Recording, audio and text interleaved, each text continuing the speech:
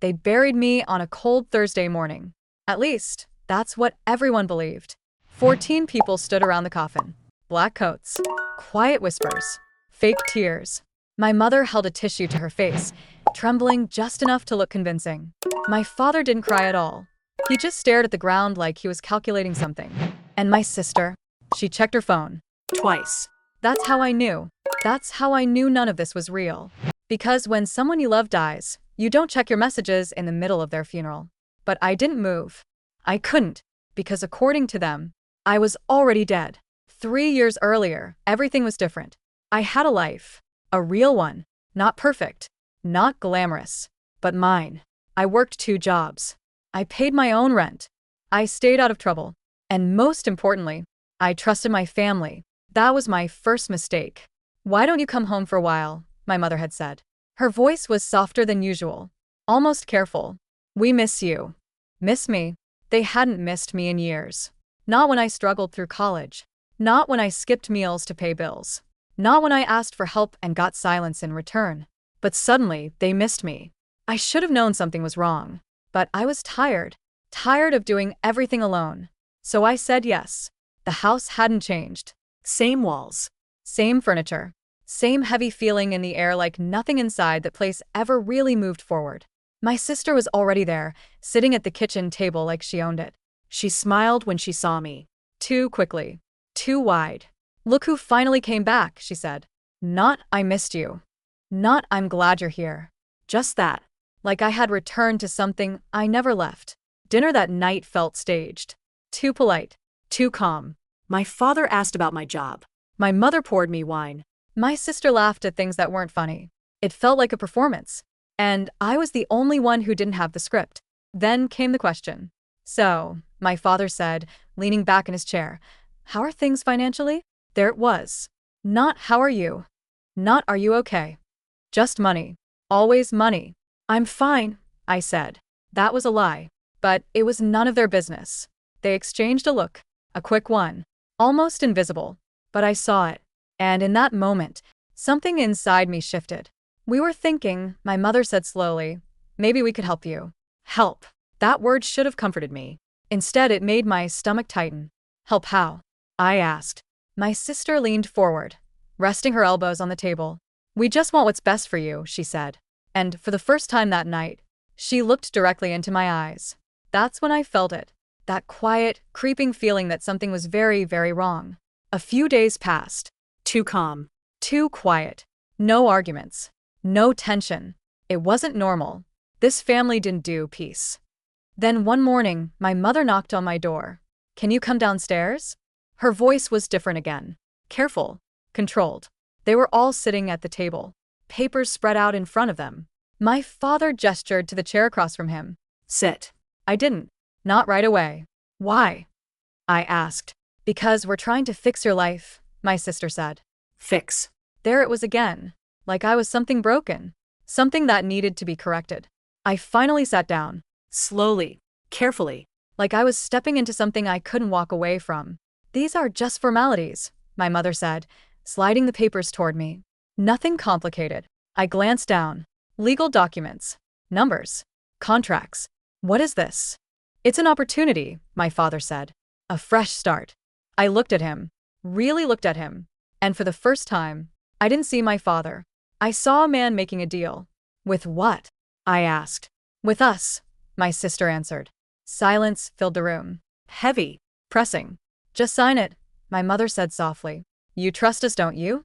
That question, that simple, innocent question, was the moment everything changed.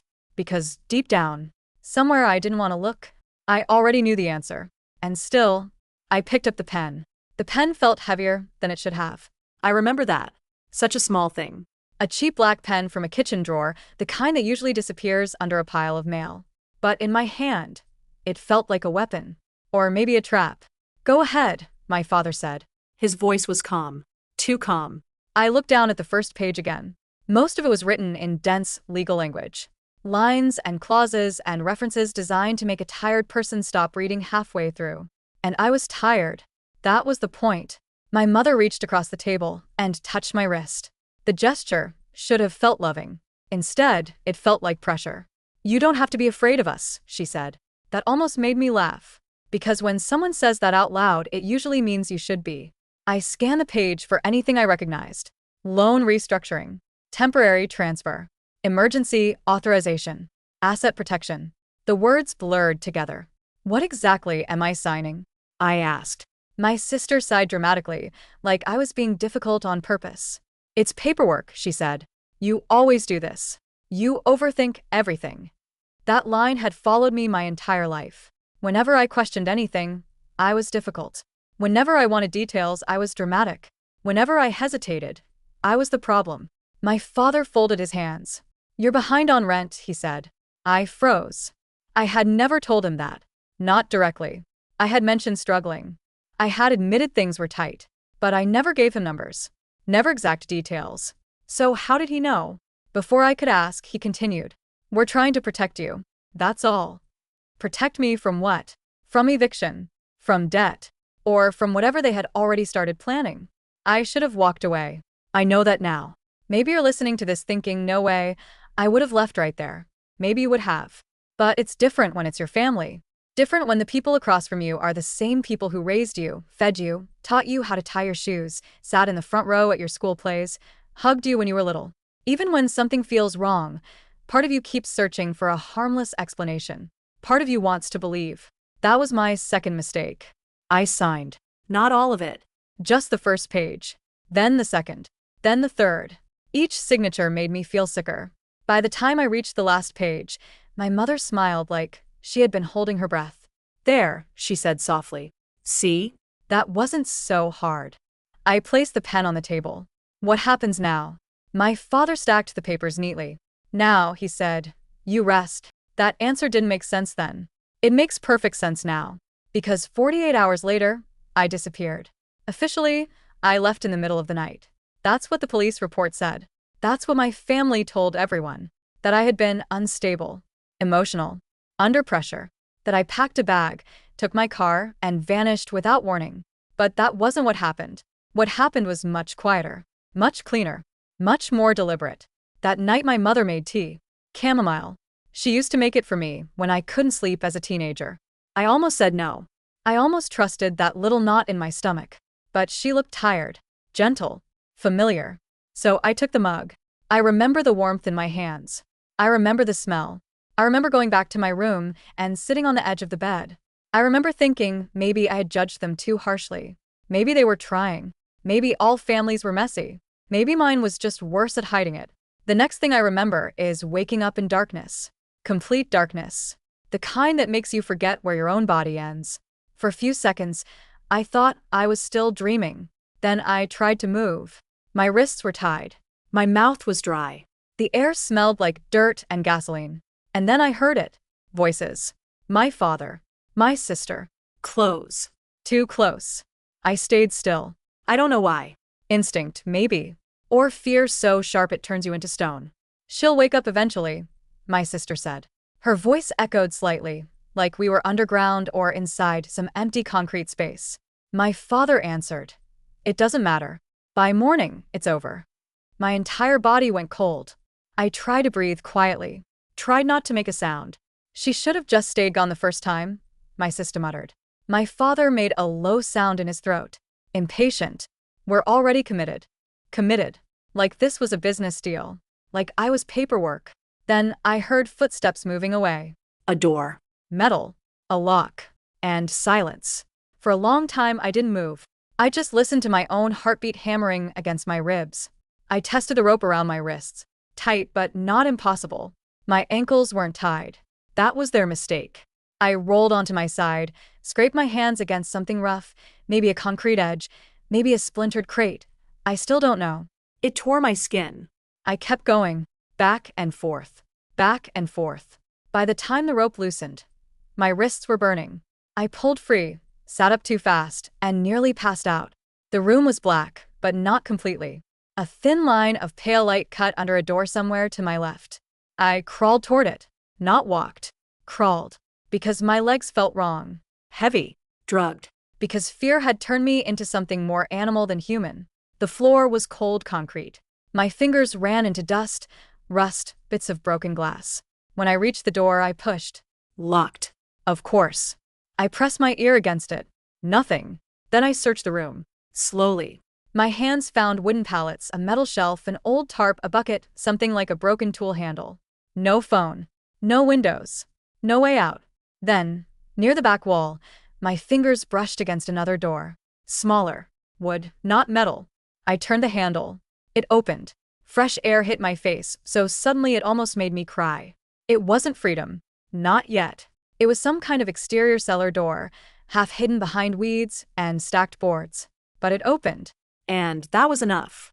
I stumbled out into night. Cold air. Wet dirt. Trees. For a second, I didn't understand where I was. Then I saw the shape of the old Miller property across the road. An abandoned farm 20 minutes outside town. My father used to bring us there when we were kids, back when it still belonged to his friend. He said it was peaceful. Said nobody ever came out that way anymore. Of course. Of course that was where they brought me. I started running. No phone. No wallet. No coat. Just borrowed sweatpants, a thin shirt, bare feet, and panic. The gravel road cut my skin with every step. I didn't stop. A car passed once in the distance. Too far. No houses nearby. No lights except one, maybe a mile ahead. I kept moving toward it like it was the only star left in the world. By the time I reached the house, I was shaking so hard I could barely stand. I slammed my hand against the door. Once. Twice. Again. An older woman opened it with a baseball bat in one hand and a porch light glowing behind her. She took one look at me and said, "Jesus Christ." I tried to speak, but my voice cracked. "Please," I whispered. "Please don't let them take me back." She didn't ask questions. Not then. She pulled me inside, locked the door, and called 911. Her name was Ruth. I will never forget that, because there are people who share your blood, and there are people who save your life. Only one of those deserves to be called family. The police came. Then the ambulance. Then statements. Questions. So many questions. Did I know who took me? Yes. Did I see them? No, not fully, but I heard them. Was I sure? Yes. Did I have somewhere safe to go? No. That answer changed the room. You could feel it. The shift. Because once I said I had nowhere safe to go, I stopped being just a woman who escaped something. I became a problem. A complicated one. A vulnerable one. And, the worst part, my family was already ahead of me. By the time the police went to the house, they had a story ready. A perfect story. I was exhausted. Paranoid. Financially unstable. Emotionally overwhelmed. The documents I signed? According to them, they had only been trying to help me consolidate my debts. The tea? My mother said she made it every night. The old farm property? My father claimed he hadn't been there in years. My sister cried. Actually cried. She told them I'd been spiraling for months. That I'd said strange things. That I was convinced people were watching me. That I'd threatened to disappear just to punish everyone. And, maybe the most terrifying part, they sounded believable. Because the best lies are never invented from nothing. They're built out of tiny pieces of truth. Yes, I had been under pressure. Yes, I had struggled financially.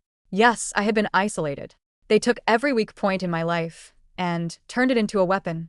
The officer assigned to my case was polite. Careful. Neutral in that way people become when they don't know if you're a victim or a witness or a future headline. He asked if I wanted to press charges. I said yes. Immediately. Without hesitation. And he nodded like he expected that. Then he asked if I had any physical evidence connecting my family to the abduction. I opened my mouth. Closed it. Opened it again. No. Not beyond the ropes on my wrists, the sedative in my blood, and the voices I recognized better than my own. No recordings. No photos. No witnesses. No proof strong enough to destroy people who had been building their version of me for years. My father had already planted the image. The unstable daughter. The struggling one. The difficult one. The one who read too much into everything. And suddenly I understood something that made me feel colder than that cellar floor ever had. This wasn't impulsive. It wasn't messy. It wasn't a family argument that went too far. It was planned. Structured. Prepared. Which meant the papers I signed mattered more than I realized. Much more. And somewhere inside that realization, a second thought began to form. A worse one. If their first plan failed, what exactly was the second? If their first plan failed, what exactly was the second? That question stayed in my head long after the police left. Long after the ambulance cleared me. Long after Ruth made me sit at her kitchen table with a blanket wrapped around my shoulders and a cup of coffee I couldn't even drink. Because my hands wouldn't stop shaking. They're not going to stop, I said. My voice sounded distant, like it belonged to someone else. Ruth didn't answer right away. She just watched me, careful, measuring. You said it was your family, she finally said. Yes. And you're sure? I met her eyes. I've known them my whole life. That was enough for her. She nodded once. Then you don't go back. Simple words. But they felt impossible.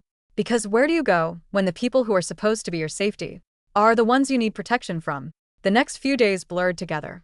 Statements. Follow-ups.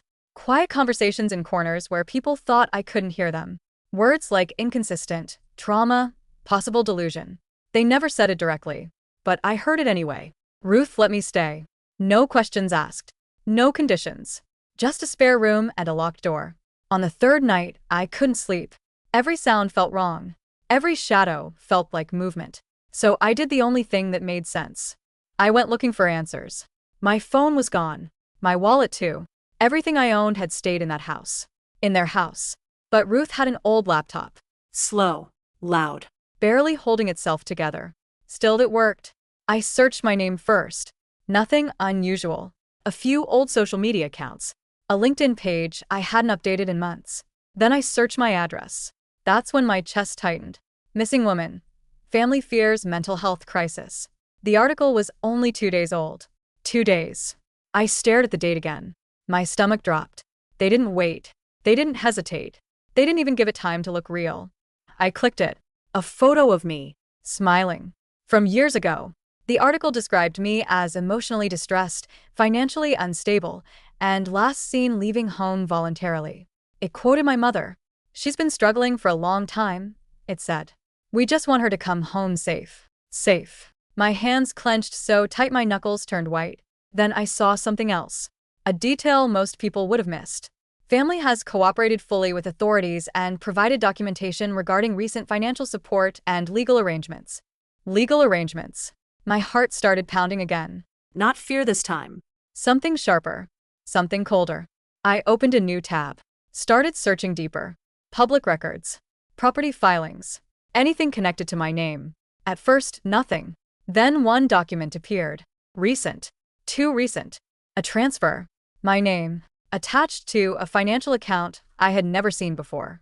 I leaned closer to the screen. Read it again. Slower this time. Primary account holder, me. Secondary authorization, my father. My stomach twisted. That's what I signed. Not just help. Not just support. Control. Access. Permission. And if I was gone, I didn't finish that thought. I didn't need to, because right underneath it was something worse. A life insurance policy. My name. My signature. Recent activation.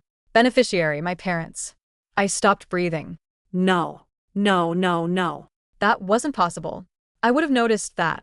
I would have read that. Wouldn't I? The room felt smaller. The air heavier. They didn't just want control. They didn't just want access to money. They needed me gone. And suddenly, everything made sense. The papers. The tea. The cellar. The story. The funeral. My hands started shaking again. But this time, it wasn't fear. It was clarity. Because if they had already set everything up, if the documents were signed, if the story was already out there, then my survival Was the only thing that ruined their plan. which meant I wasn't supposed to escape. And if I hadn't escaped, I would have been found. Not rescued. Found. A body. A tragedy. A story that made sense. And everyone would have believed it. I pushed the laptop away. Stood up too fast. The room spun. Ruth was in the doorway before I even realized I had made a sound. You okay? She asked. No. Not even close. They tried to kill me, I said. The words hung in the air. Heavy. Real. Unavoidable. Ruth didn't react the way I expected. No shock. No disbelief. Just a slow nod. Then you need to decide something, she said. What? Are you going to run? Or are you going to make sure they never try again? Silence filled the room. Because for the first time, this wasn't about survival anymore. It was about what came next. And somewhere deep inside me, something shifted. Not fear. Not panic. Something sharper. Colder. Stronger. Because they had already buried me once. And the world believed them. So maybe, just maybe, it was time to let them keep believing it. Because they had already buried me once. And the world believed them. So maybe, the smartest thing I could do was stay dead. The idea didn't come all at once. It settled slowly, quietly, like something that had been waiting for me to catch up. They think you're unstable, Ruth said. We were back at the kitchen table. Same chair. Same dim light. But they also think you're gone. Missing, I corrected. For now, she said. And if enough time passes. She didn't finish. She didn't need to. Dead. The word hung between us. I stared at the table, at the faint scratches in the wood, at the ring left behind by a cup years ago. Anything but her face. If I go back, I said slowly, they'll try again. Yes. No hesitation. No sugarcoating. If I go to the police again, they'll need proof. And I don't have it. Ruth leaned back slightly, studying me. You have something better, she said. I looked up. Time. The next morning, I disappeared. For real this time. No police report. No calls. No trace. Ruth drove me 2 towns over before sunrise. We didn't talk much. Didn't need to. Before I got out of the car, she handed me an envelope. Cash. More than I expected. More than I deserved. I'll pay you back, I said. She shook her head. Just stay alive. New town. New name. It felt unreal at first. Like I was pretending. Like, at any moment someone would tap me on the shoulder and say, we know who you are. But no one did. Because to the world, I was already gone. The first week was survival. Cheap motel. Second-hand clothes. A prepaid phone with no connection to my old life. I kept the curtains closed. Checked the locks twice. Listened to every sound outside like it meant something. Sleep came in pieces. Short. Shallow. Always ending with the same image. Darkness, ropes, voices. But slowly, something changed. Fear turned into focus. Because now I knew what they had done. And more importantly, I knew what they needed. Money. Control. Proof that I was gone. That last part mattered more than anything. Because as long as I was missing, their plan wasn't complete. They needed closure. A body. A confirmation. Something official. And until they had it, they were stuck waiting. That was their weakness. I started watching them. Carefully. Quietly. From a distance they would never expect. News updates. Public records. Social media. Anything they touched. My sister posted first. A photo. Black and white filter. Caption. Still hoping for answers. Hundreds of comments. Support. Sympathy. People calling her strong. Brave. Loving. I stared at the screen for a long time. Then I laughed. Not because it was funny, but because it was perfect. She was building the story. Feeding it. Making it real. Exactly what I needed. My father stayed quieter. No posts. No interviews. But his name showed up somewhere else. Business filings. Investments. Movements of money that hadn't been there before. I followed the trail. Slowly. Piece by piece. And every path led back to the same place. That account. The one in my name. They were already using it. Not everything. Not yet. Just enough to prepare. To position themselves. Because they were waiting for the final step. My death. Weeks passed. I found work. Nothing special. Cash jobs. Temporary shifts. Enough to stay invisible. But every spare second, I built something else. A record. Every transaction. Every post. Every inconsistency. Dates. Times. Screenshots. Patterns started to emerge. And once you see a pattern, you can predict what comes next. 3 weeks later, I saw it. A new article. Authorities expand search area in missing woman case. But that wasn't the part that mattered. It was the quote underneath. We fear the worst. My mother. I felt something settle inside me. Cold. Certain. They were preparing the ending. Which meant I didn't have much time left. That night, I sat alone in my room. Lights off. Phone in my hand. I opened the file I had been building. Pages of evidence. Connections. Details they thought no one would ever notice. It wasn't enough yet. Not to destroy them. But it was close. Very close. And for the first time, I allowed myself to think it. Not just survival. Not just escape. Justice. Because they buried me once. And this time, I was going to decide who ended up in the ground. But there was still one problem. One thing I hadn't figured out yet. Something that didn't fit. Something that made everything worse. Because if their plan was this precise, this controlled, this calculated, then one question remained. Who helped them? Because my family wasn't smart enough to do this alone. Because my family wasn't smart enough to do this alone. That thought didn't leave me. Not when I worked. Not when I tried to sleep. Not even when I forced myself to focus on something else. It stayed there. Quiet. Persistent. Because everything about this was too clean. Too structured. Too professional. The documents. The timing. The financial setup. The narrative they built for the police. That wasn't panic. That wasn't desperation. That was strategy. And strategy meant one thing. Someone else was involved. I went back to the records. Every file. Every transaction. Every name that appeared even once. At first, nothing stood out. Just banks. Clerks. Automated systems. Then I saw it. A name that appeared more than it should have. Not in bold. Not obvious. But consistent. On the account authorization. On the insurance activation.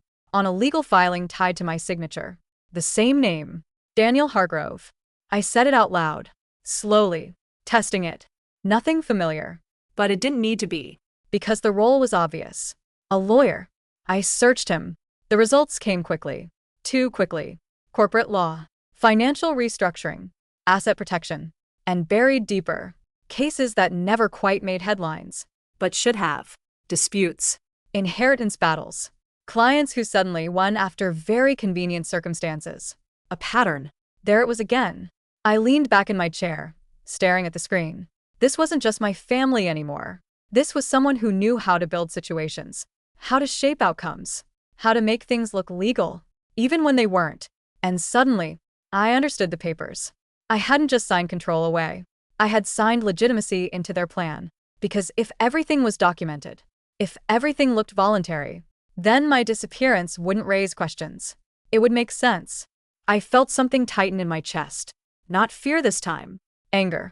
Because this wasn't just betrayal. It was design. I opened a new file. Started building again. Daniel Hargrove. Connections. Clients. Patterns. The deeper I went, The clearer it became. he didn't just help people win. He helped them erase problems. Quietly. Legally. Permanently. And right now, I was supposed to be one of those problems. I stood up. Started pacing the room. Okay. Think. If he helped them set this up, then he had access to everything. The documents. The accounts. The insurance. Which meant one thing. He was the weakest point. Not my parents. Not my sister. Him. Because people like that don't get involved unless they gain something. Money. Leverage. Control. And people who gain something leave traces.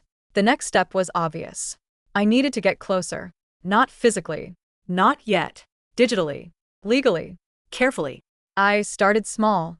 A contact form on his firm's website. Anonymous. Simple. I need advice regarding a financial transfer and insurance policy signed under pressure. No names. No details. Just enough. I sent it. Then I waited. 3 hours later, I got a response. Short. Professional. Schedule a consultation. Attached link. Time slots. Normal. Expected. But at the bottom, one line stood out. Confidential matters are handled with discretion. I stared at that sentence for a long time. Discretion. That's what this was. Not crime. Not in his world. Just discretion. I booked the meeting. Fake name. Burner email. 2 days later. The moment I confirmed it, everything became real. This wasn't observation anymore. This was contact. And contact meant risk. That night, I didn't sleep at all. Because for the first time since I escaped, I wasn't reacting anymore. I was stepping forward. Into their world. The day of the meeting came faster than I expected. I sat in a small rented room. Laptop open.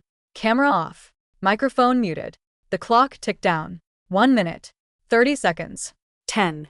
Then the screen flickered. Connection established. And there he was. Daniel Hargrove. Calm. Clean. Perfectly composed. The kind of man who looks like he already knows how every conversation will end. Good afternoon, he said. His voice was smooth. Measured. Professional. I didn't speak right away. I just looked at him. Studied him. Because this man helped plan my death. Can you hear me? He asked. I unmuted the mic. Yes. My voice was steady, stronger than I expected. Good. Tell me how I can help you, he said. And for a brief second, I considered telling him everything. Who I was, what he did, what I knew. But no. Not yet. Instead, I leaned slightly closer to the mic and said the one thing that would change everything. I think someone tried to kill me and made it look legal.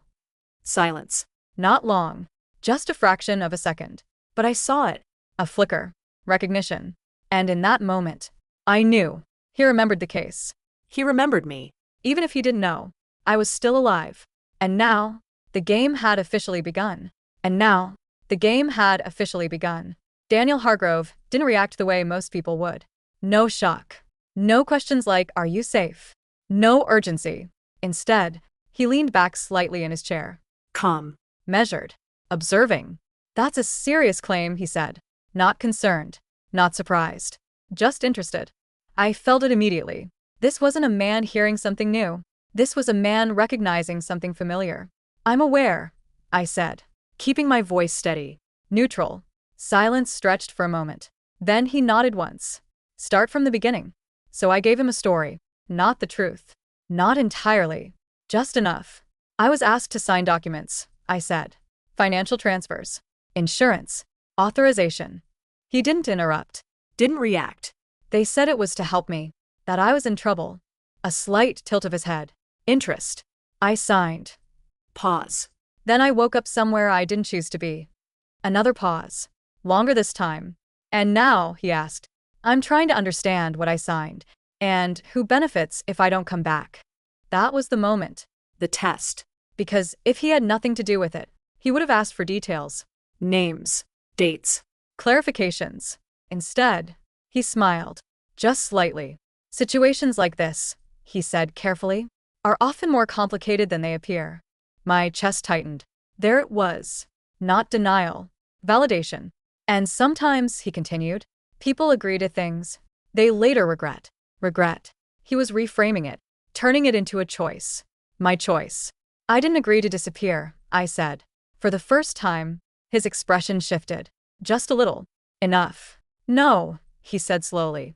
But legally speaking, intent can be interpreted. I almost laughed. Not because it was funny, but because it was exactly what I expected. He wasn't just involved. He built the framework.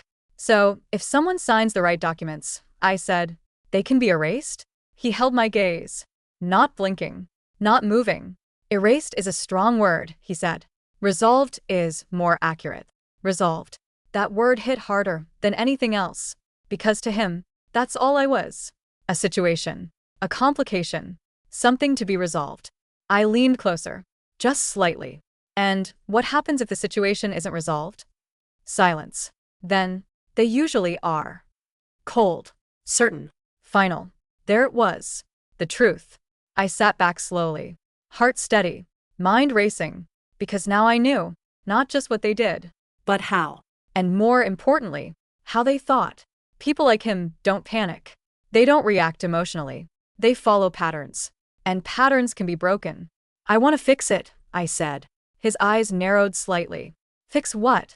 The situation. That got his attention. Because now I wasn't a victim anymore. I was a client. And how do you propose we do that? He asked. I let a small pause sit between us. Just enough to feel intentional. By understanding exactly what was set in motion. And who's in control of it. Another flicker. Interest turning into calculation. You're asking for sensitive information, he said. I'm offering a reason, I replied. Silence again. Longer this time. He was thinking. Measuring risk. Because now he had a choice. Ignore me. Or pull me in. And people like him. They always pull you in. Because control is easier up close. Schedule a follow-up, he said finally. There are things we can discuss, but not like this. There it was. An opening. Understood, I said. The call ended. Screen went black. And for a few seconds, I just sat there. Still. Silent. Then I exhaled. Slow. Controlled. Because that went exactly how I needed it to. He didn't deny it. He didn't question it. He confirmed everything, without ever saying it directly. And now, he wanted me closer. Which meant one thing. He thought I was vulnerable. controllable. Still part of the system he built. Good. Let him think that. Because the closer I got, the more I could see. And once I saw everything, I wouldn't just survive this. I would end it. But there was one last step before that. One move I had to make. Before they realized the truth. Because sooner or later, someone was going to ask a question. They weren't prepared to answer. What if she's still alive? And when that moment came, I needed to be ready. What if she's still alive? That question wasn't a possibility anymore. It was a deadline. Because the closer I got to Daniel Hargrove, the closer I got to exposing everything. And people like him don't wait for exposure. They eliminate risk. So I moved faster. The follow-up meeting was scheduled for 2 days later. In person. Of course it was. Control is easier when you can see someone. Read them. Pressure them. But it works both ways. I spent those 2 days preparing. Not emotionally. Not mentally. Strategically. Every document I had collected organized. Every timeline tight. Every inconsistency highlighted. But that wasn't enough. Because evidence doesn't matter. Unless someone is forced to see it. So I built something else. A trigger. A secure folder. Encrypted. Time-locked. Inside it, everything. The insurance. The account. The transactions. The articles. The patterns. And one more thing. A message. If anything happens to me, this goes public. I sent access to 3 places. A journalist. An anonymous tip line. And Ruth. Insurance. Real insurance this time. The morning of the meeting, I stood in front of the mirror. New clothes. Neutral. Forgettable. Hair different. Posture different. Even my expression felt like it belonged to someone else. Good. Because the woman walking into that office wasn't the one they buried. Daniel's office was exactly what I expected. Glass. Steel. Clean lines. The kind of place where everything looks transparent, while hiding everything that matters. His assistant barely looked at me, just nodded and gestured toward the door. Go in. He was already there, standing this time, watching me as I walked in. And for a split second, I saw it again. That flicker. Recognition. Not of who I was, but of what I represented. Have we met before? He asked. Careful. Testing. I smiled slightly. No, not yet. He didn't push it. Instead, he gestured to the chair across from him. Let's continue, he said. I sat down slowly. Calm. Controlled. You said this situation involves documentation, he began. Yes. And you believe it was used against you. I know it was. Silence. He studied me. Longer this time. Because something didn't fit. I wasn't reacting like a victim. I wasn't uncertain. I was precise. And that made him cautious. Show me, he said finally. There it was. The moment everything shifted. I placed the folder on the table. Not everything. Just enough. A piece of the account. A fragment of the insurance. Not proof. A preview. He opened it. His expression didn't change. But his eyes did. Focused. Sharper. He flipped one page. Then another. Slower with each one. And then, he stopped. Because he saw it. His own work. That's interesting, he said quietly. Interesting. Of course. You recognize it, I said. Not a question. He closed the folder. Carefully. I recognize the structure, he said. Still controlled. Still careful. But not the people involved. A pause. Then, no. Lie. And we both knew it. I leaned forward slightly. Let me make this easier, I said. And then, I said my real name. The room went still. Not dramatic. Not loud. Just still. Because in that moment, everything changed. His eyes locked onto mine. No confusion now. No distance. Just recognition. And something else. Something colder. Calculation. That's not possible, he said. I smiled. It wasn't supposed to be. Silence stretched between us. Heavy. Sharp. Because now, he wasn't talking to a client. He was sitting across from a mistake. And mistakes need to be corrected. You shouldn't be here, he said quietly. There it was. The truth. No legal language. No filters. I know, I said. We held eye contact. Seconds passing like pressure building in a sealed room. Then I spoke again. And this time, I didn't hold anything back. If I disappear again, I tapped the table lightly. Everything goes public. His gaze flickered. Just once. Enough. Everything, I repeated. And for the first time since I met him, Daniel Hargrove didn't look in control. just for a second. But that's all it takes. Because now, the balance had shifted. I wasn't the problem anymore. I was the threat. And the most dangerous part. He knew it. But threats don't end things. They start them. Because now he had a decision to make. Help me, or try to finish what they started. And either way, this wasn't going to end quietly. Help me, or try to finish what they started. That was the choice. And Daniel Hargrove knew it. I could see it in the way he stood. Still, measured, but no longer relaxed. Because control had shifted. You're making a mistake, he said quietly. I almost smiled. No, I replied. You did. Silence. Then something changed. Not panic. Not fear. Adjustment.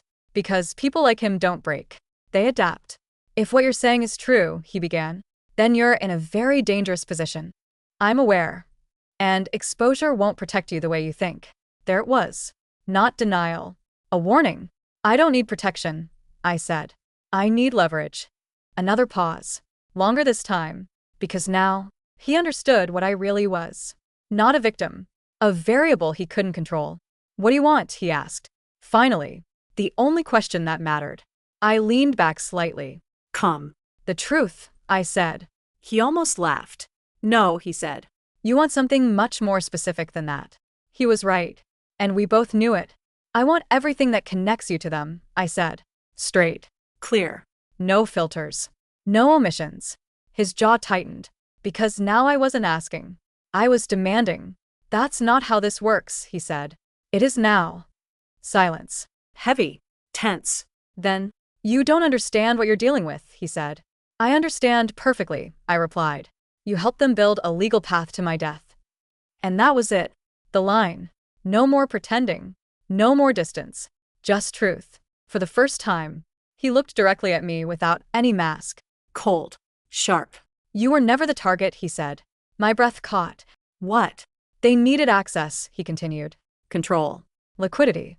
My mind started racing. No. That didn't make sense. They were already collapsing, he said. Debt. Exposure. Bad investments. I stared at him. They used you, he said simply. The words hit harder than anything else. Because I already knew that. But not like this. Not this deep. You were the cleanest option, he continued. No liabilities. No one watching. No resistance expected. I felt something crack inside my chest. Not pain. Something colder. And the plan? I asked. He didn't hesitate. Insurance payout. Asset transfer. Debt clearance. Clean. Simple. Final. And you. A pause. Then, I facilitated the structure. Facilitated. Of course. My hands clenched slightly on the table. And now? I asked. He held my gaze. And for the first time, there was something real in his expression. Not fear. Not guilt. Recognition. Now, he said slowly, you've made yourself impossible to ignore. Good. That's exactly what I wanted. Send me everything, I said. He didn't answer immediately, because now, he had to choose. And this time, there was no safe option. Finally, he nodded. Once. I will, he said. I stood up. Slow. Controlled. But before I reached the door, he spoke again. They won't stop, he said. I turned slightly. I know. And when this goes public. A pause. It won't end with them. I met his eyes one last time. Good. 2 days later, everything exploded. The files went out exactly as planned. Journalists, authorities, financial regulators. The story spread faster than I expected. Because it wasn't just about a missing woman anymore. It was about fraud, manipulation, a system designed to turn a person into profit. My family tried to respond. Statements. Denials. Tears. But this time, it didn't work. Because this time, there was proof. Accounts frozen. Investigations opened. Names dragged into the light. And for the first time, they looked exactly like what they were. Desperate. Cornered. I watched it all from a small apartment, in a city where no one knew my name. No fear now. No running. Just silence. And closure. A week later, I got a message.